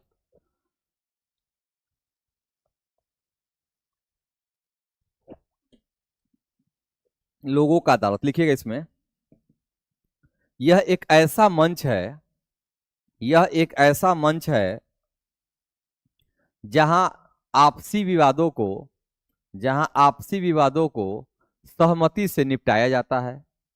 यह एक ऐसा मंच है जहां आपसी विवादों को सहमति से, जहां आपसी विवादों को सहमति से निपटाया जाता है। यह एक ऐसा मंच है जहां आपसी विवादों को सहमति से निपटाया जाता है। इनकम टैक्स से जैसे निकलते हैं आप लोग उधर साइड में, तो पेट्रोल पंप आता है, उसके अपोजिट में एगो बहुत बुजुर्ग आदमी भिखारी बैठा रहता है बेचारा, देखते हो। कभी कभी कुछ कुछ दे दिया करना है, कि हम 2-3 दिन से सेवा में लगे हुए हैं, हम पता कोशिश कर रहे हैं कि एक जान पहचान में है रैन बसेरा, तो उसमें इनको शिफ्ट करवाने के चक्कर में लगे हुए हैं, लेकिन इनके पास ना आधार कार्ड है ना कुछ है। अब कल देखे हम यहाँ से जा रहे थे तो भींगा हुआ आदमी चादर ओढ़ के कांप रहा है, मुझे अचानक नजर पड़ी आदमी कौन, फिर पूछे क्या बाबा क्या हाल चाल है, कहाँ घर है, तो मोकामा, यहाँ क्या करते हैं, बाल बच्चा पूछे तो बताया कि कुछ नहीं है। जनरली लोग झूठ भी बोलता है, कोई बड़ा चीज़ नहीं है, सामाजिक लोग लाज के चलते लोग झूठ बोलता है, लेकिन हम पता करवाए बाद में किसी व्यक्ति विशेष से, तो इसका बेटा मुखिया है, अच्छा घर द्वार है, ठीक है, लेकिन यही होता है कुपुत्र है, सुपात्र नहीं है, कुपात्र है। उसने क्या कि इसको छोड़ दिया है, छोड़ दिया तो पटना आ गए, पटना में कुछ दिन रैन बसेरा में इनको रखा गया। फिर वहाँ रैन बसेरा में भी तो एक पर एक वकील एक पर एक जज रहते हैं ना, तो कुछ कारण से उसको भगा दिया। अब वहीं पर दिन रात घाम में ही बैठे हुए गंदगी में, कल का, हाँ हाँ, कल कपड़ा उपड़ा भी उनको कुछ दिए हैं, पर पूछे थे साबुन तेल उस सभी कुछ कुछ दे देंगे, उनको नहवाएंगे पहले का, आज टाइम ही नहीं मिलता है ना, तो नहवा के इनका कुछ भोजन, इनका प्रक्रिया हम शुरू कर चुके हैं। डेली एक उधर से मम्मी देती है, मम्मी को पता नहीं है, हम बोले मम्मी आजकल 2 टाइम खा रहे हैं हम ठीक है तो ये टिफिन जो देखते हो ना, टिफिन जो भरा रहता है उसमें एक टाइम का मेरा रहता है, एक टाइम का उनका रहता है, तो इसी प्रकार आते रह रहा है। बाकी अब कभी कल संडे था तो संडे को तो शाम को पढ़ाने आए, क्लास लेने, दिन भर आए, दिन भर बेचारा भूखा रहा हो, और संडे को जाकर पूछे तो जाते रोने लगे कि दिन भर कुछ नहीं खाए। फिर अजय जी को हम बोले कि अब तो घर से लाना पड़ेगा हमको, तो ये जाके पैक करवा के दिए हैं। तो तुम भी स्टूडेंट हो, थोड़ा ग्रह गोचर मानते ही हो, एग्जाम की तैयारी करो, शनि उनि ग्रह का दोस्त समन होता है, तो थोड़ा इन लोगों का थोड़ा हेल्प कर दिया करना। पैसा उसा मत देना, पैसा ये लोग रफेज है, कोई यूज नहीं करता है, सड़ जाएगा फेंक देगा, उतना नहीं करेगा। भोजन या कुछ खरीद के दे सकते हो, कपड़ा उपड़ा, तो इससे क्या होगा इनका, ये भी काम हम ही लोग का ही दायित्व है। स्वामी विवेकानंद का पढ़ोगे तो the complete works of Swami Vivekananda है, उसमें इन्होंने कहा भी है दरिद्र नारायण की अवधारणा। हिस्ट्री जो सर पढ़ाते होंगे वो पढ़ाए होंगे, ना होंगे तो कभी हम पढ़ा देंगे। तो उसमें जनरली स्वामी विवेकानंद का जो विचारधारा है वो यही कहता है दरिद्र ही नारायण है। तो दरिद्र का सेंस, दरिद्र हम लोग होता है दरिद्र हो गया, दरिद्र का मतलब ये नहीं कि खूब खाता है वो दरिद्र नहीं है। दरिद्र का मतलब वो होता है जिसके शारीरिक और मानसिक क्षमता न है, या तो अयोग्य है पूरी तरह से, वो दरिद्र है, तो उसके पास लक्ष्मी आएगी नहीं, क्योंकि कर्म से लक्ष्मी का संबंध है। नारायण दिन भर कर्म करते हैं तभी लक्ष्मी टिकी हुई है उनके पास, पालन करते हैं ना, तो दिन भर खिला पिला रहे हैं तो लक्ष्मी है। जो कर्म नहीं करेगा, सकल पदार्थ है जग माही, कर्महीन नर पावत नाही, तुलसीदास का प्रसंग है, तो सही बात बोला गया। अब इनका जो विचार हो, हमारा क्या नेचर, हमारा क्या स्वभाव होना चाहिए, हेल्प करना। तो अब इनका अतीत जो हो, प्रारब्ध जो हो, जो भी किए हो वो समझे। हमारा कर्म यही है कि आदमी अगर कोई सामने पड़ रहा है तो उसका सेवा कर पाए, तो उसके रिगार्डिंग कर देना चाहिए। आगे लिखिए, नेक्स्ट नेक्स्ट लिखिए, अगला पॉइंट, वर्ष 1987 में, 1987, वर्ष 1987 में, इसी में अगले पॉइंट में, वर्ष 1987 में, यहां से प्रश्न आया हुआ है इसलिए इसको लिखवा रहे हैं। वर्ष 1987 में डैश देकर लिखिएगा, विधिक सेवा प्राधिकरण अधिनियम, क्वेश्चन देखना मिलेगा तुमको, विधिक सेवा प्राधिकरण अधिनियम, विधिक सेवा प्राधिकरण अधिनियम, प्राधिकरण अधिनियम, वर्ष 1987 में विधिक सेवा प्राधिकरण अधिनियम के द्वारा इसकी व्यवस्था की गई, के द्वारा, किसकी, लोक अदालत की, के द्वारा इसकी व्यवस्था की गई, के द्वारा इसकी व्यवस्था की गई,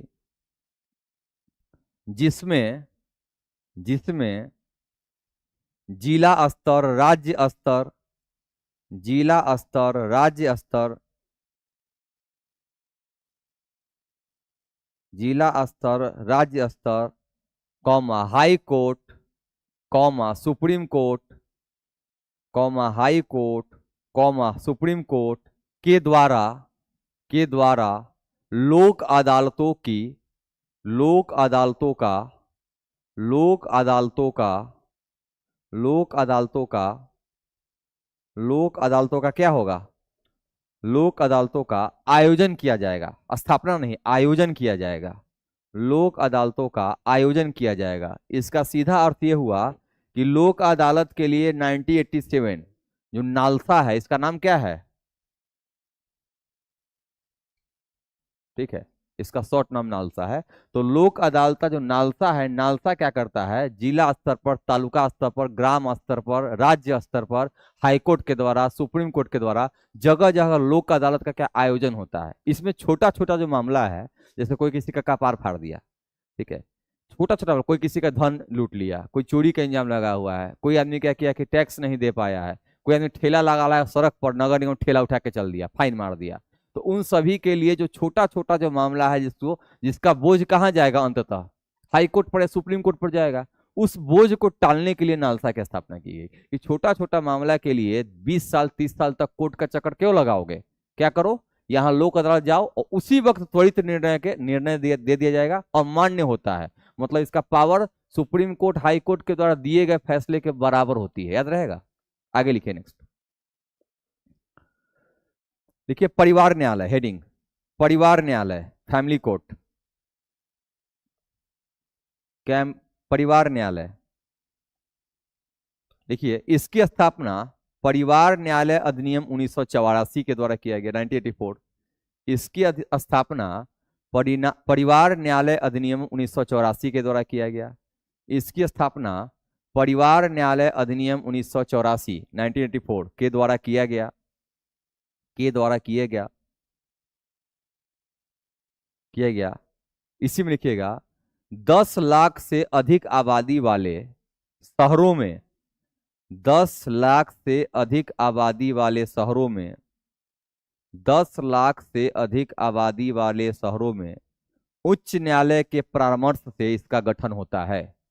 10 लाख से अधिक आबादी वाले शहरों में हाईकोर्ट के परामर्श से इसका गठन होता है।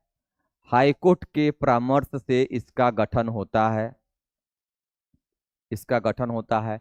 अब नहीं लिखवाएंगे कुछ इसमें। परिवार कोर्ट में क्या होता है, परिवार का जितना मामला है सब जाएगा, शादी ब्याह तलाक उलाक, तलाक संबंध विच्छेद से लेकर जितना जो काम होता है, दहेज वे सब का मामला चला जाएगा। तो लिखवाने की जरूरत है नहीं। आगे लिखिए ग्राम न्यायालय, हेडिंग ग्राम न्यायालय। ग्राम मतलब गांव, ग्राम न्यायालय लिखिएगा इसमें डैश देके। लिखिए इसकी स्थापना विधि एवं न्याय मंत्री द्वारा, न्याय मंत्रालय करो, इसकी स्थापना विधि एवं न्याय मंत्रालय द्वारा, इसकी स्थापना विधि एवं न्याय मंत्रालय द्वारा ग्राम न्यायालय अधिनियम 2008 के द्वारा किया गया है। इसकी स्थापना विधि एवं न्याय मंत्रालय द्वारा ग्राम न्यायालय अधिनियम 2008 के द्वारा किया गया है। ग्राम न्यायालय अधिनियम 2008 के द्वारा किया गया है,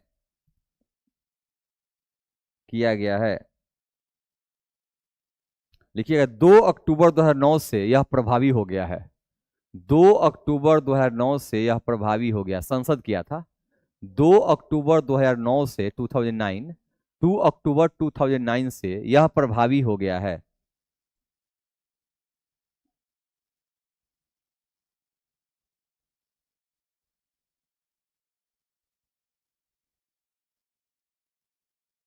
अब लिखिए मोबाइल कोर्ट, यह भी प्रश्न आया है। मोबाइल कोर्ट, मोबाइल कोर्ट देखने वो इतना छोटा ट्रक लेके घूमते रहता है, वही मोबाइल कोर्ट है।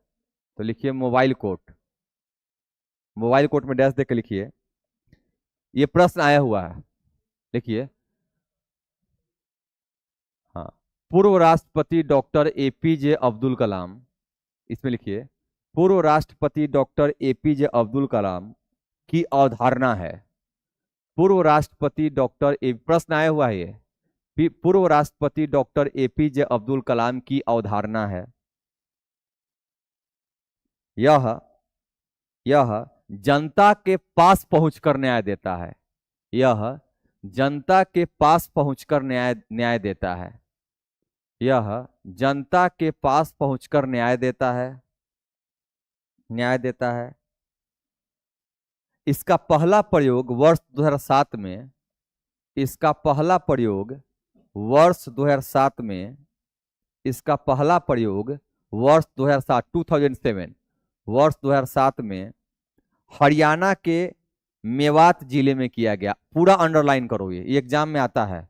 हरियाणा के मेवात जिले में किया गया, मेवात जिले में किया गया। ठीक है, ये क्वेश्चन आया था कि मोबाइल कोर्ट की अवधारणा किसने दी थी, तो ऑप्शन था पीएन भगवती, डॉक्टर एपीजे अब्दुल कलाम। ठीक है, कुछ कुछ दो ऑप्शन और था, तो दिया किसके द्वारा गया है, एपीजे अब्दुल कलाम द्वारा। इसमें क्या होता है, बस होता है, एसी लगा बस है, और बस में एक जज रहता है, एक वकील रहता है, एक रजिस्ट्रार रहता है, 3 मेंबर, और एक लिपिक रहता है, 4 मेंबर। पूरा फुल एसी बस होता है और बस चलते रहता है। ग्रामीण क्षेत्र में जाके कोई कोई झगड़ा है, उसका कागज लेगा, तुरंत समाधान दे दिया जाएगा। तो यहाँ पर अब्दुल कलाम जब थे तो उनके समय मामला आया कि सुप्रीम कोर्ट में इतना मामला लंबित है, इनको लगा कोई ऐसा अवधारणा देना चाहिए जो इतना छोटा मामला का। जब देखे पढ़े तो लिखा हुआ था कि एक व्यक्ति ने दूसरे व्यक्ति से 20 रुपया कर्जा ले लिया, वो भी कोर्ट कोर्ट में था। तो बोला कि कर्जा का मामला, 2 रुपया का मामला, 5 रुपया का मामला, ये मामला लेके कहाँ जा रहा है सब सुप्रीम कोर्ट में। 20 साल बाद न्याय मिल रहा है। तो इन्होंने कहा कि ऐसा कोई कोर्ट होना चाहिए जो घरे घरे जाके या एरिया एरिया घूमते घूमते दिन रहता है, जाके न्याय दे। तो ऐसे छोटे छोटे मामलों के लिए मोबाइल कोर्ट अवधारणा दिया गया और मेवात के हरियाणा में पहला प्रयोग किया गया 2007 में, और तब से लेके आज तक मोबाइल कोर्ट तुम्हारा चल रहा है और बहुत सफल रहा है। पटना उटना में उतना झगड़ा भी नहीं होता है। जो main urban semi urban area है ना, वहाँ ये सब ज्यादा झगड़ा है। गांव का झगड़ा तो सरपंच जी देख लेते हैं, गांव का बुजुर्गे देख लेता है। आधा से अधिक झगड़ा तो थाना देख लेता है, मार के भगा देता, भाग यहाँ से, क्या हुआ है तो सर देखिए ना, हम कोई लाठी चला के मारा है, भागता है कि नहीं, हम 2 लाठी हम देंगे यहाँ, बस न्याय वहीं मिल गया, तुरंत खत्म। नहीं तो अमेरिका में ऐसा सा मामला है कि अमेरिका में रात को सोने में वक्त तुम सोए हुए हो और कोई आदमी बगल में कोई गाना थोड़ा तेज कर दिया 12 बजे रात के, सीधे पुलिस को फोन करता है, ये देखिए हमको सोने में डिस्टर्ब कर रहा है। तो वहां उसका भी अधिकार गाना सुनने का है, ऐसा नहीं है, लेकिन गाना सुनने का टाइम है, सोने का टाइम निर्धारित है। रात किसके लिए है? सोने के लिए। तो इस आधार पर किसकी गिरफ्तारी हो जाएगी? गाना सुनने वाले की। दिल्ली में भी 10 बजे के बाद लाउड लाउड स्पीकर का प्रयोग मना है। शादी विवाह में 10 बजे के बाद लाउड स्पीकर नहीं। होटल में भी अगर कोई प्रोग्राम, ही तो पटना में भी है, होटल मुड़िया का कई प्रोग्राम में हम अटेंड किए हुए हैं, तो इसमें जनरली यही था कि 12 बजे के बाद, वहां तो 10 नहीं, पहले 12 था, 10 बजे, 12 10 बजे के बाद टाइम वहां दे दिया कि इतना इतना करके आपको लाउड बना, लाउड कितना होगा वो बता दिया गया है। तो इतना हर्ज पर आपका बजेगा वो कर दिया है। 12 बजे के बाद पूर्णतः निषेध किया गया है कि आपको किसी परिस्थिति में लाउड नहीं बजना है, मतलब लाउड स्पीकर बजाना नहीं है। ठीक है। यहाँ आप देख रहे हो भाषण होता है, कुछ भी होता है तो लाउड स्पीकर मना किया गया है। अब तो शादी ब्याह में भी डीजे डांस को मना है तो प्रोहिबिटेड। तो उसमें क्या होता है कि डांस के चक्कर में मारपीट होता है, मारपीट होता है तो देखिएगा कौन? डांस करेगा खुद, मारपीट करेगा खुद, अब संभालेगा कौन? तो थाना। ये कोई बात हुआ? ये तो अपने में संभाल लेता। तो इसके लिए सीधा प्रोहिबिट कर दिया गया है कि ये चीज नहीं होंगी। तो भारत में, बिहार में ये है कि बिहार के लगभग हर 10 आदमी में 10 आदमी में 8 आदमी नेता है। तो 8 आदमी नेता है तो अपना मामला खुद ही संभाल लेता है। यहाँ के लोग ऐसे है कि झगड़ा खरीदते चलते हैं, दूगो लड़ रहा है ना, बीचे पहुंच जाए क्या हुआ, आज जैसे उसमें सुनेंगे भी नहीं, बोले कोई जो तय से बात कर रहा है, का कर लेगा रे। अब हुआ जो झगड़ा किया था वो तो निकल गया, अब इसका झगड़ा बच गया, वो तो चला गया, अब ये शुरू हो जाएगा। तो बिहार में ये भी होता है। आगे लिखो नेक्स्ट। लिखो fast track court. Fast track court English पे लिखिए ना।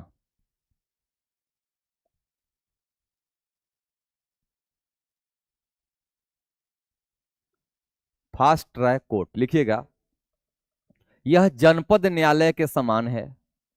यह जनपद मतलब जिला न्यायालय, यह जनपद न्यायालय के समान है, जिसका गठन जिसका गठन लंबित आपराधिक एवं सिविल मामलों के निपटान हेतु होता है। जिसका गठन लंबित, बहुत दिन से लंबित पड़ा हुआ है, लंबित सिविल एवं आपराधिक मामलों के त्वरित निपटान के लिए होता है। जिसका गठन लंबित सिविल या आपराधिक मामलों के लंबित सिविल या आपराधिक मामलों के त्वरित निपटान हेतु हुआ है। कहां पर 1966 बता रहा है रत्न गुप्ता? किस चीज के लिए 1966 बता रहा है? निपटान के लिए होता है। रतन गुप्ता जी, बुक में 1966 बता रहा है, क्या बता रहा है ये तो कंप्लीट कीजिए। बता क्या रहा है ये बताइए। निपटान के लिए होता है, सिंपल है।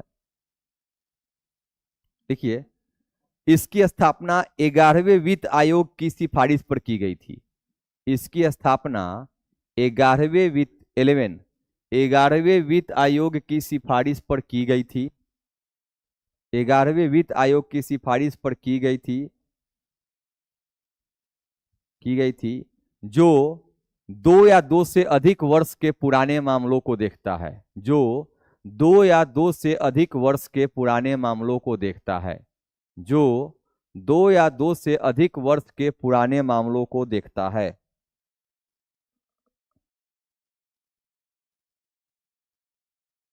को देखता है। अगला हेड लिखिए बाल एवं किशोर न्यायालय। आज कोर्ट बढ़िया से खत्मे करा ही देते हैं। बाल एवं किशोर न्यायालय, बाल एवं किशोर न्यायालय, child and juvenile court, child and juvenile court. इसमें लिखिए यह बच्चों एवं किशोरों की मनोवैज्ञानिक जरूरतों को ध्यान में रखते हुए, लिखिए यह बच्चों एवं किशोरों के मनोवैज्ञानिक जरूरतों को, यह बच्चों एवं किशोरों के मनोवैज्ञानिक जरूरतों को पंजाब और हरियाणा का 1966 में गठन हुआ था। 1966 में पंजाब हरियाणा का गठन हुआ था। 1947 का प्रोविजन है, हो सकता है इसमें गलत दिया हो किताब में, एक बार अपडेट कर लीजिएगा, कोई दिक्कत नहीं, इसके लिए बहुत परेशान मत होइए।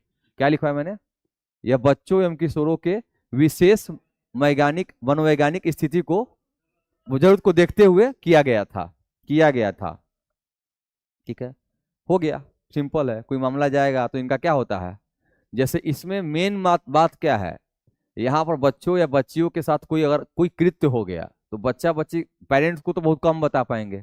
यहाँ पर क्या होता है, विशेषज्ञ लोग बैठे होते हैं तो ये कन्विंस करते हैं हर चीज को, तो मामला कन्विंस करेंगे, उस लेवल पर ले जाएंगे जिस लेवल पर सहज महसूस करेगा, बात करके टॉपिक जो भी कहेगा, हमको खाना है बढ़िया खिलाएगा, घूमना है घुमाएगा, सब कुछ, फिल्म देखना है फिल्म दिखाएगा, इस मामले पर संतृप्त करेगा कि बच्चा बिल्कुल असहज नहीं है, तब जाकर वो रियल बात बताता है। जिस मामले के लिए वो शर्मा रहा हो, जिस मामले के लिए उसके अंदर डर भरा गया हो, क्योंकि जो गलत काम करेंगे वो डर भी अंदर भर देते हैं कि मार देंगे काट देंगे, तो डर से नहीं बोल रहे हैं, तो उस लेवल तक इनको क्या लाता है, उस लेवल पर ले जाके, जिसको बोलते हैं कौन सा जोन, उस जोन पर ले जाकर फिर समझाना पड़ता है, फिर जाकर उनके साथ अगर कोई अपराध हुआ है तब उसका फैसला होता है, कोई दिक्कत नहीं। एक और कोर्ट लिख लो, विशेष उद्देश्य न्यायालय, जाइए आप लिख लीजिएगा, इन लोग की कॉपी से लिख लीजिएगा, विशेष उद्देश्य न्यायालय।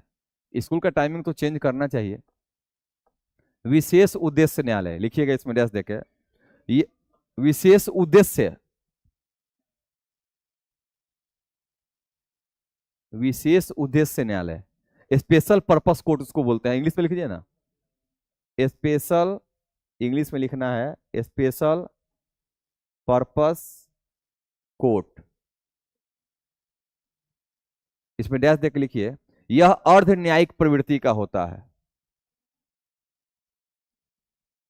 अर्ध न्यायिक, यह अर्ध न्यायिक प्रकृति का होता है, प्रकृति का होता है, जिसमें जिसमें किसी विशेष मामलों से संबंधित त्वरित निर्णय दिया जाता है, जिसमें किसी विशेष विशेष विषय से संबंधित, विशेष विषय से संबंधित मामलों में फैसला दिया जाता है, मामलों में फैसला दिया जाता है, मामलों में फैसला दिया जाता है।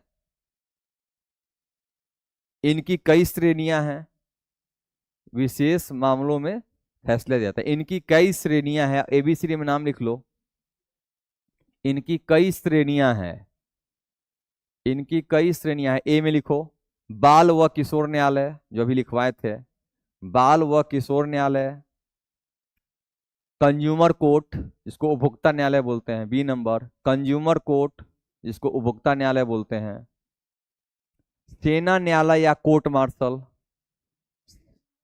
कंज्यूमर कोर्ट उपभोक्ता न्यायालय, सेना, अगला लिखो सेना न्यायालय या कोर्ट मार्शल, राष्ट्रीय ग्रीन ट्रिब्यूनल या हरित न्यायालय, लिख लो हरित न्यायालय, सीधे लिखो हरित न्यायालय, पर्यावरण से जुड़ा मामला लिखेगा, एनजीटी हरित न्यायालय, ब्रैकेट में लिखो ना एनजीटी, नेशनल ग्रीन ट्रिब्यूनल इसी से तो बना है, एनजीटी हरित न्यायालय आदि।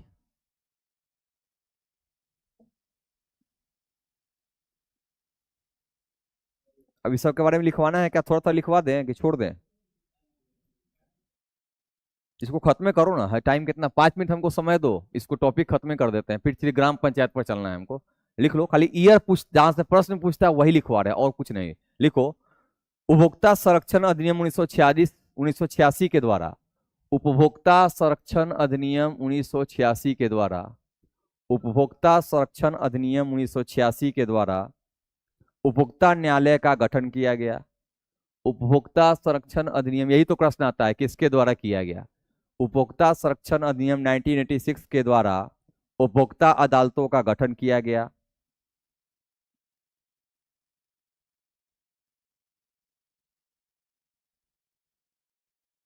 तीन प्रकार का होता है, तीनों लिखवा दे। यह तीन प्रकार का होता है, यह तीन प्रकार का होता है। सबसे निचला का नाम है जिला उपभोक्ता फोरम, डिस्ट्रिक्ट कंज्यूमर फोरम। पहला लिखिए जिला उपभोक्ता फोरम, पहला नंबर में जिला उपभोक्ता फोरम, डिस्ट्रिक्ट कंज्यूमर फोरम। दूसरा नंबर में लिखिए जिला उपभोक्ता फोरम, इंग्लिश में डिस्ट्रिक्ट कंज्यूमर फोरम।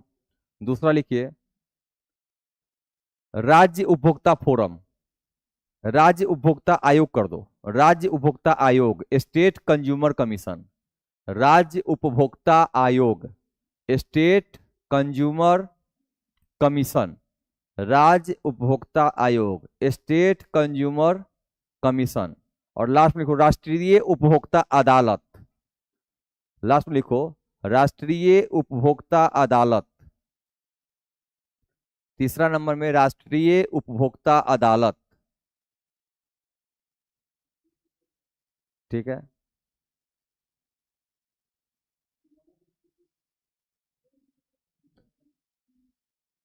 राष्ट्रीय उपभोक्ता न्यायालय। अब राष्ट्रीय उपभोक्ता समाधान एवं बहुत सारा नाम है इसका, उसको नहीं लिखवाएंगे, कोई मतलब। अब लिखो हरित पीठ, अगला पॉइंट लिखो हरित पीठ का गठन, हरित पीठ का गठन, हरित पीठ का गठन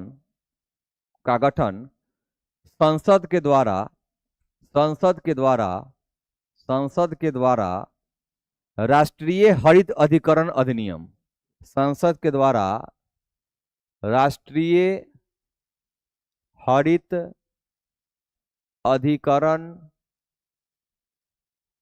अधिनियम,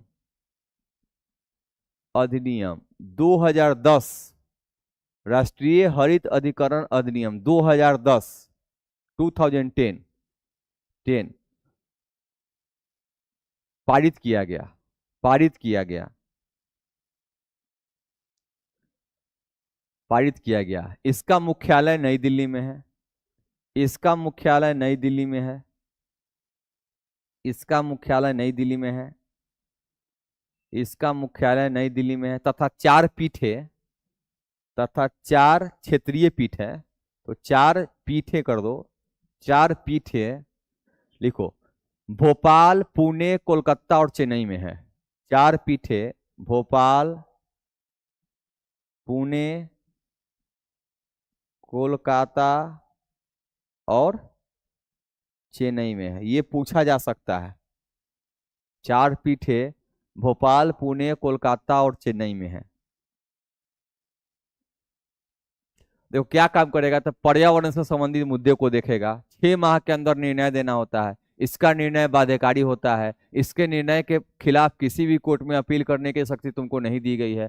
तो यहाँ पर 1990-91 के समय में एक पर्यावरण के लिए एक आंदोलन चला था, मेधा पाटकर, इसका नाम सुनी होगी तुम लोग, ठीक है। चिपको आंदोलन ये सब सुना होगा। उन सभी के प्रभाव में, उसके दबाव में, प्रेशर ग्रुप के दबाव में ये प्रावधान किया गया, 2010 में इसका आधारित हुआ। और इसमें जो मुख्य न्यायाधीश होते हैं, जनरली इसका जो न्यायाधीश होता है, वो मुख्य न्यायाधीश जो रिटायर कर जाता है ना, उसी को इनका हेड बनाया जाता है, अध्यक्ष बनाया जाता है। 6 माह के अंदर निर्णय तुमको देना होगा, इसका निर्णय बाध्यकारी होता है, वगैरह वगैरह वगैरह, बाकी कुछ नहीं है। वो सब कभी नहीं पूछेगा, ये पूछेगा, ये पूछेगा कब गठित हुआ, ये सब जनरली प्रश्न तुम्हारा प्रीलिम्स में यही रहेगा। बाकी कुछ स्पेशल लिखना है तो आपको याद करना है, ठीक है। सर्वोच्च न्यायालय, उच्च न्यायालय, सीजेआई जो रिटायर करते हैं ना, हाँ वही आता है, वही आता है। जैसे पहला कौन बना था पता है, राष्ट्रीय हरित न्यायाधिकरण का पहले जज कौन थे, ये भी तो प्रश्न एग्जाम में आ सकता है, बताओ कौन थे। 2010 के समय याद करो, 2009-8 में कोई रिटायर किया था क्या सीजेआई, तो 2008-9 में जो सीजेआई होगा सो इसका होगा। अभी नाम अभी हम भी मिस कर गए, तुरंत दिमाग में आया था, भूल गए। जनरली याद रखना है। अभी कौन है, चंद्रचूड़ जी बने हुए हैं, ठीक है। मतलब सीधे ये मानना है कि सुप्रीम कोर्ट का जो जज सीजेआई जो रिटायर होते हैं वो कहाँ चले आते हैं, इसमें चले आते हैं, ठीक है। अब इच्छा है कोई नहीं आता है तो उसके सेकेंड रैंक वाले आ जाएंगे, लेकिन सुप्रीम कोर्ट के मतलब कुछ विधि वेता ही यहाँ पर आएगा, जो वहां पर सरकार को डिस्टर्ब किए रहता है, यहाँ पर फिर आके सरकार को ही डिस्टर्ब करेगा, ध्यान रखना है। आगे लिखो, नेक्स्ट। खत्म हो गया अधिकरण, हम लिखवा दिया, सब खत्म हो गया। एक है ई कोट। ई कोट क्या है? ई कोट क्या है? वर्चुअल कोड क्या है? Online code. तो ऑनलाइन कोड के बारे में लिखवाना है, ऐसे ही जानते हो, जनरली देखा जाए 2003 से शुरुआत किया गया है इसका। अभी हाँ, केरला के थे वो। हाँ ठीक है, वैसे ही याद करना है। बीच में एक और आया था, नाम भूल के वो, तो जनरली याद रखना है। आगे लिखो, हेडिंग लिखो। अब हेडिंग लिखो, कल कराएंगे। हेडिंग लिखिए, कल कराएंगे। पंचायती राज चले आइए, अब सीधे पंचायती राज पर चलेंगे। अखिल भारतीय सेवा आपातकाल, ये सब जो है, ये सब एक दिन का क्लास है, एक दिन में इसको निकाल लिया जाएगा, कोई दिक्कत नहीं है। पहले चलिए पंचायती राज संस्थान। स्थानीय स्वशासन आपका हेडिंग लगेगा, पंचायती राज ब्रैकेट में कर दो स्थानीय स्वशासन। कल करेंगे, याद दिला देना, कल स्थानीय स्वशासन समाप्त करेंगे। उसके बाद भाषा आयोग, केंद्र राज्य संबंध, जितने अधिकरण है भाषा आयोग से संबंधित, और भी जो है तुम्हारा आर्टिकल जितना मेन मेन है, संविधान संशोधन है, सब 1 से 2 क्लास में कंप्लीट हो जाएगा। ठीक है, मेन टॉपिक तुम्हारा स्थानीय वाला रह जाएगा। ठीक है, टेस्ट आ गया है, बन के तो तैयार है, जब तुम रेडी हो जाओगे दे देंगे।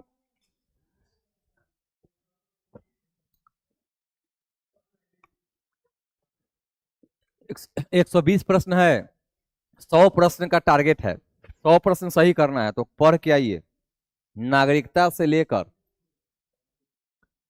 और फंडामेंटल ड्यूटीज तक पढ़ के रखना है। यहां से प्रश्न है आपके, 1-2 प्रश्न थोड़ा पिछड़ा से भी ले लेंगे, 1-2 प्रश्न पीछे का भी हो सकता है। ठीक है, हाँ हाँ हाँ,